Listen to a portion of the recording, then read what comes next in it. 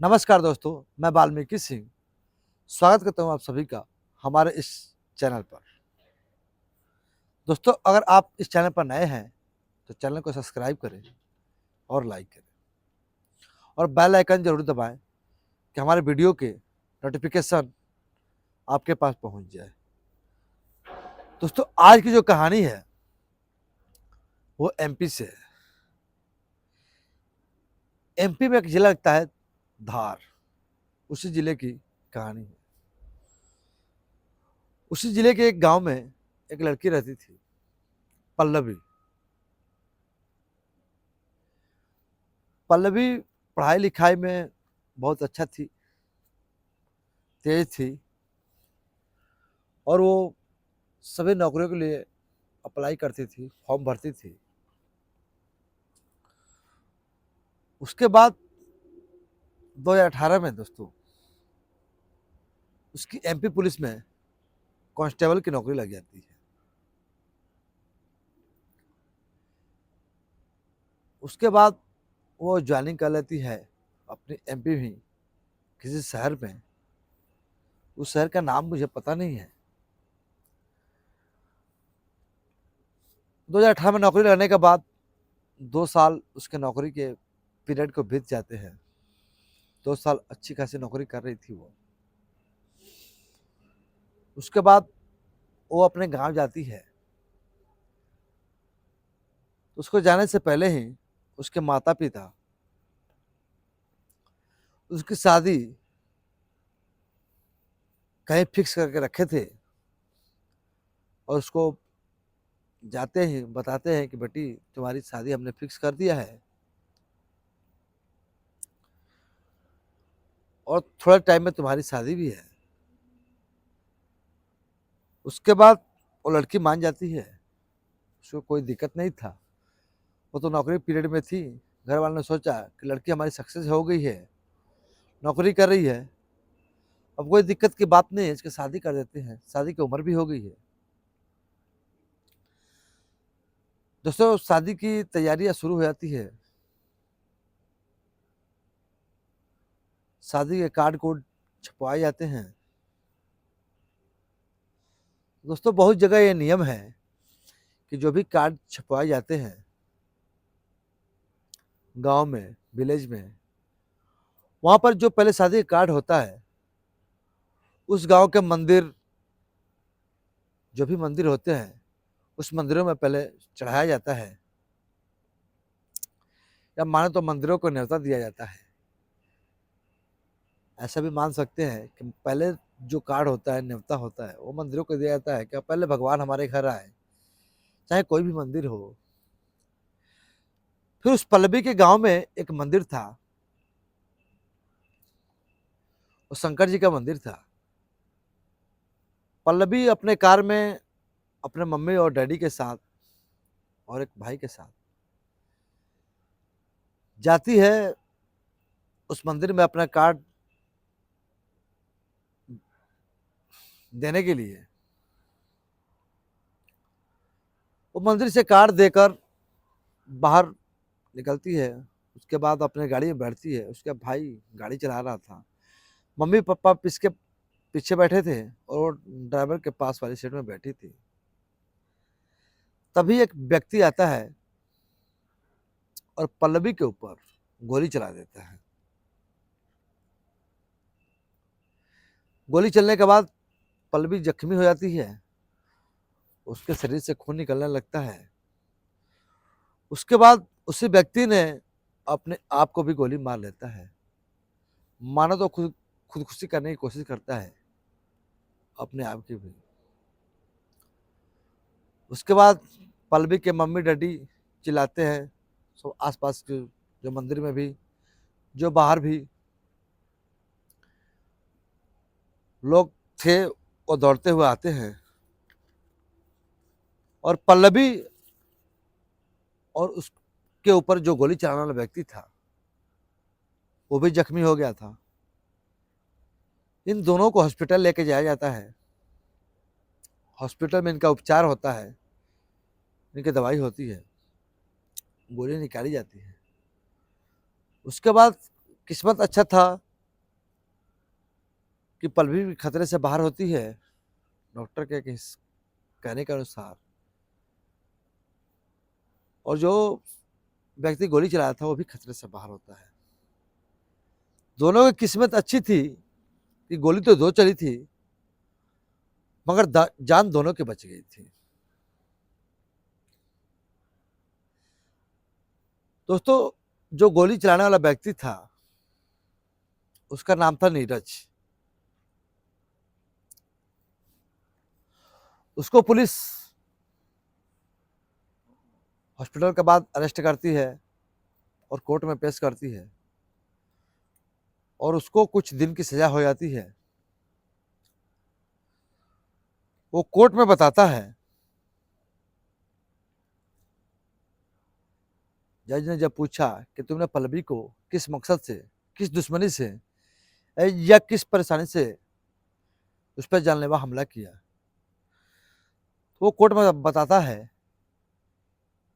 कि मैं पल्लवी जब स्कूल में पढ़ रही थी उसी टाइम से मैं उसको पसंद करता हूं, और मैं एक तरफा प्यार करता था उससे। पल्लवी से मैं कभी भी इजहार नहीं कर पाया, और पल्लवी की पढ़ाई करने के दौरान उसने एमपी पुलिस की भर्ती की और उसमें उसकी नौकरी लगी, और वो नौकरी पे चली गई, कभी मुझसे मिली नहीं कि मैं उससे इजहार कर पाता अपने प्यार का। जब वो अपने गांव आई तो मुझे भी पता चला कि उसकी शादी सेट हो गई है और कुछ दिनों में शादी होने वाली है। तो वो अपने शादी का कार्ड देने के लिए जब मंदिर गई तो मेरे दिमाग में ये आया कि अगर पल्लवी मेरी नहीं हो सकती तो किसी की नहीं हो सकती,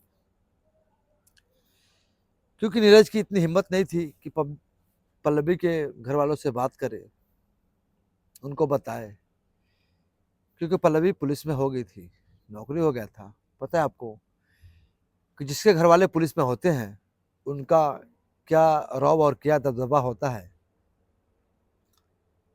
बहुत ज्यादा दबदबा हो जाता है। उनसे कोई आम व्यक्ति पंगा नहीं ले सकता, कोई दुश्मनी नहीं ले सकता। तो वो नीरज बताता है कि मैं इसी मकसद से मारा था कि पल्लवी अगर मेरी नहीं हो सकती, मैं उससे बेपनाह प्यार किया हूं, तो मैं किसी की होने नहीं दूंगा, वो नहीं तो मैं भी नहीं। इसीलिए वो पल्लवी को भी गोली मारता है और अपने आप को भी गोली मारकर खत्म करने की कोशिश करता है। उसके बाद जज ने उसको सजा सुनाकर जेल में डाल दिया। उसके बाद पल्लवी फिर ठीक होकर शादी रुक जाती है उसकी, फिर नौकरी पर वो चली जाती है। दूसरी बार नौकरी पर आने के बाद गोली लगने के एक उसी थाने में कांस्टेबल होता है, पल्लवी के थाने में ही। उस कांस्टेबल का दिल आ जाता है पल्लवी पर, उसको भी प्यार हो जाता है पल्लवी से, क्योंकि पल्लवी इतनी थी ही खूबसूरत। फिर पल्लवी से वो बातचीत करता है और अपने प्यार का इजहार करता है उसके सामने। पल्लवी भी मान जाती है और दोनों का प्यार फरमान चढ़ने लगता है। दोनों एक दूसरे के साथ रहना स्टार्ट कर देते हैं, घूमना फिरना और साथ में शारीरिक संबंध बनाना, दोनों एक दूसरे की मर्जी से सब कुछ उनका चालू हो जाता है। और दोनों साथ में जीने मरने की कस्में भी खा लेते हैं कि साथ में जिएंगे, साथ में मरेंगे, और हम लोग शादी भी करेंगे। तभी ऐसे ही 2 साल चलता रहता है इन दोनों का सिलसिला। उसके बाद जिस व्यक्ति ने गोली मारी थी, नीरज ने, जिस लड़के ने, वो जमानत पर आ जाता है बाहर। वो पल्लवी के गांव में जाता है, उसके बारे में पूछताछ करता है कि पल्लवी कहाँ पे है, कहाँ पोस्टिंग है उसकी। ऐसी अगल बगल के लोगों से जानकारी कुछ जुटाकर उसको पता लग जाता है कि पल्लवी एमपी के ही कोई जगह पड़ता है, उसका नाम मुझे याद नहीं आ रहा है, उसी थाने में पोस्टेड है, वहीं पर अभी नौकरी कर रही है। नीरज पल्लवी से उसके कमरे पे मिलने जाता है, थाने में तो नहीं जाता है। पल्लवी से मिलता है, पल्लवी उसको देखकर एक झटके में घबरा जाती है। तो पल्लवी से बोलता है, डरो मत, मैं तुम्हें जान से मारना इसलिए नहीं चाहता था कि मुझे तुमसे कोई दुश्मनी है। मेरा मकसद यही था कि तुम मेरी नहीं हो सकती तो किसी की होने नहीं दूंगा, और मैं खुद भी नहीं रहूंगा। दोस्तों, पल्लवी को ये बात पहले भी पता चल चुकी थी कि हाँ, नीरज मेरे प्यार में पागल था, तभी मेरे ऊपर उसने गोली चलाई थी। जो कोर्ट में नीरज की जब कार्रवाई चल रही थी, उस टाइम पल्लवी को पता चल गया था नीरज मुझसे प्यार करता है। दोस्तों, फिर पल्लवी से मिलने के बाद वो अपने प्यार का फिर दोबारा इजहार करता है और कहता है कि मैं तुम्हारी वजह से ही तुम्हारे प्यार में पागल हूं। मैं तुम्हारी वजह से मैं किसी को तुमको मार सकता हूं, जब तुम्हें अपने आप को मैं मार सकता हूं, मैं किसी को भी मार सकता हूं। ऐसे दोनों मिलते हैं। फिर पल्लवी उस इंस्पेक्टर सॉरी उस कांस्टेबल को अपने दिमाग से धीरे धीरे बाहर निकालना स्टार्ट कर देती है, क्योंकि उसको उसके प्यार में जीने मरने वाला व्यक्ति मिल गया, दोबारा जेल से आ गया। फिर वो नीरज के प्यार में पड़ जाती है। तभी नीरज को पता चलता है कि पल्लवी की चक्कर किसी और से चल रहा है। जो इसी के थाने में एक कांस्टेबल है, उसके साथ इसका प्रेम प्रसंग चल रहा है। वो पल्लवी से एक दिन अकेले में बोलता है कि मुझे पता लग गया है कि तुम उस इंस्पेक्टर के साथ भी, सॉरी इंस्पेक्टर नहीं, कांस्टेबल के साथ भी रिलेशनशिप में हो। तुम उसे छोड़ दो, मैं तुम्हारे लिए जी भी सकता हूं, तुम्हारे लिए मर भी सकता हूं, और तुम्हारे लिए किसी को मार भी सकता हूं। फिर पल्लवी ये सोच लेती है कि मुझे अब नीरज के साथ ही रहना है, क्योंकि नीरज उसके साथ जीने और मरने दोनों के लिए तैयार था। वो नीरज पल्लवी को पसंद आ जाता है, और पल्लवी नीरज के कहने पर जो नीरज कहता था वही करने लगती है, और उस कांस्टेबल से मिलना जुलना कम कर देती है। एक दिन की बात है, कांस्टेबल पल्लवी को अकेले में मिलता है और बोलता है, कुछ धमकी भी देता है कि तुम ऐसा मत करो, मैं तुमसे प्यार करता हूं, मैं और तुम इतने दिन रिलेशनशिप में रहे हैं, ऐसे मुझे छोड़कर तुम एक ऐसे व्यक्ति के पीछे तुम जा रही हो जिसने तुम्हारी जान लेने की कोशिश की थी।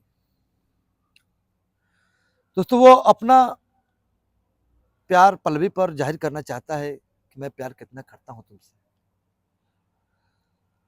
मगर पल्लवी उस प्यार को इग्नोर कर देती है और वहां से चली जाती है। तभी राजेश से मिलती है,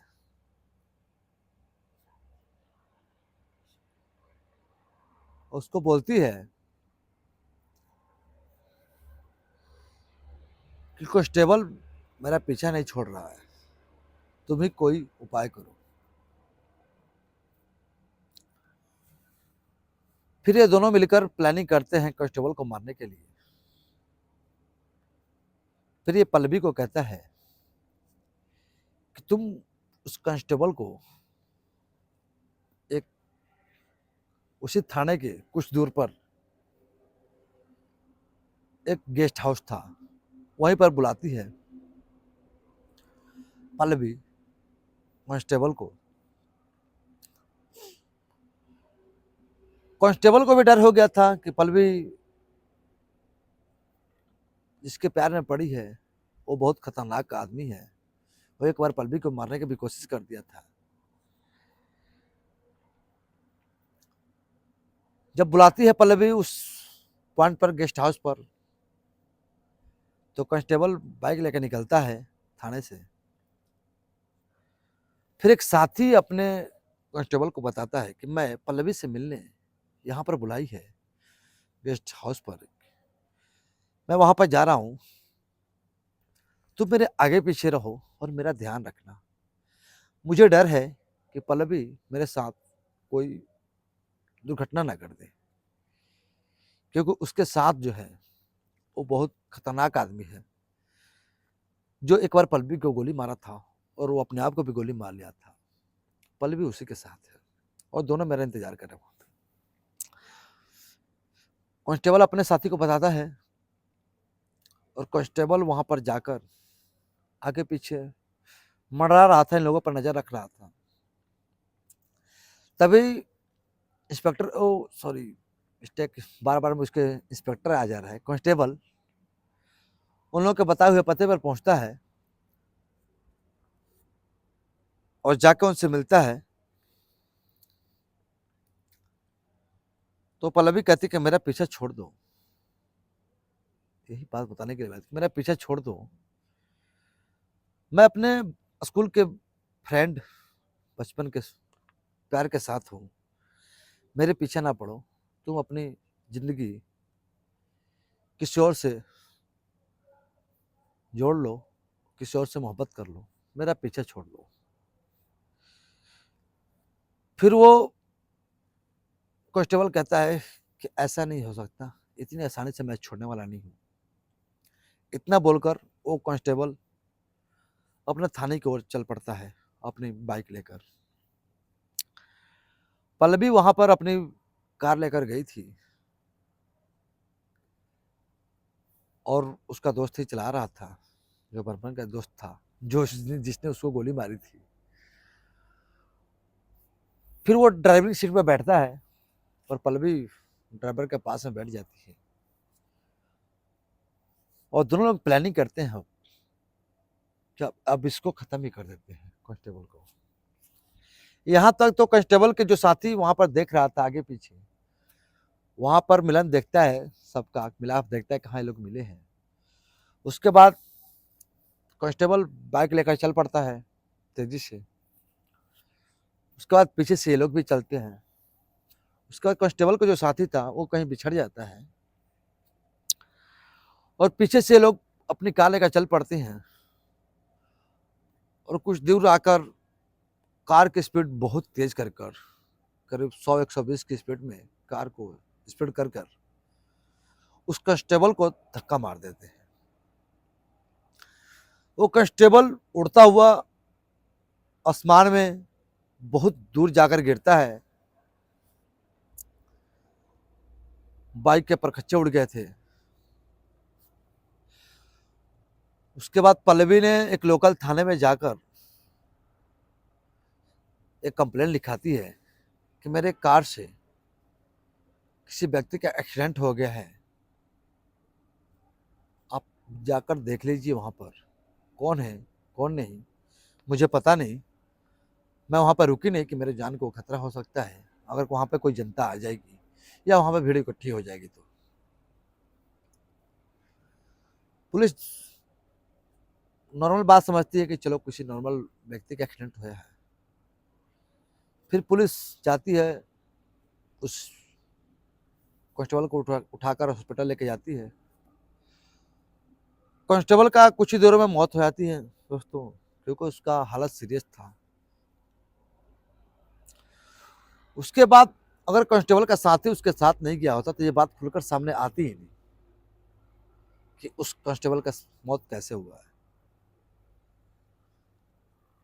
फिर उसके दोस्त ने, कांस्टेबल के दोस्त ने थाने में अपने एसएचओ को बताई कि उसकी मौत, कांस्टेबल की मौत एक्सीडेंट में नहीं हुई है, बल्कि साजिश थी। और अपने ही थाने के एक कांस्टेबल है पल्लवी, महिला कांस्टेबल, उनके कहने पर हुई है।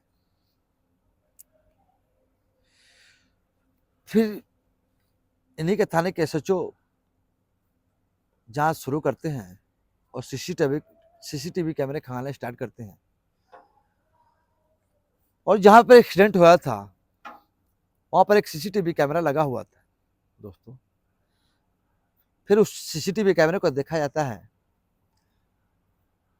तो ऐसे अनजान लोग भी कह सकते हैं कि ये व्यक्ति साइड में चल रहा था अपना और पीछे से ओवरटेक करके इसको मैंने तो जानबूझकर धक्का मारा गया है। इसको नेचुरल एक्सीडेंट नहीं था कि हम अपने आप रास्ते पर चल रहे हैं, एक सारी गाड़ी किसी बाइक सवार पर चढ़ जाती है और गड्ढे में गिर जाती है, क्योंकि ये लोग एक्सीडेंट करके उसी टाइम बहुत तेजी में वहां से निकल गए थे। ऐसा हर टाइम होता नहीं है, कहीं भी एक्सीडेंट होती है तो किसी गाड़ी से एक्सीडेंट हुई है तो व्यक्ति कुछ देर रुक जाता है कि या कुछ टाइम लगता है, उसको घबराया रहता है। इन लोगों में घबराने की कोई चांस नहीं थी। इन लोगों का मकसद ही था एक्सीडेंट करके फटाफट भाग जाना वहां से। और कांस्टेबल के दोस्त के गवाह भी था, गवाही भी थी कि हाँ उसने देखा, इनकी बात हुई थी, इनका लफड़ा हुआ था और देखने की और कुछ भी कर लेने की बात हुई थी और मरने की बात हुई थी, मारने की। फिर कांस्टेबल, लेडीज कांस्टेबल और उसके साथी को, उसका जो प्रेमी था जो उसको जान से मारा था, उस दोनों को अरेस्ट कर जेल भेज दिया जाता है। अभी कोर्ट में कार्रवाई चलेगी उनकी, देखते हैं आगे क्या होता है। दोस्तों इसी वीडियो के साथ आज का वीडियो यहीं समाप्त करते हैं। धन्यवाद।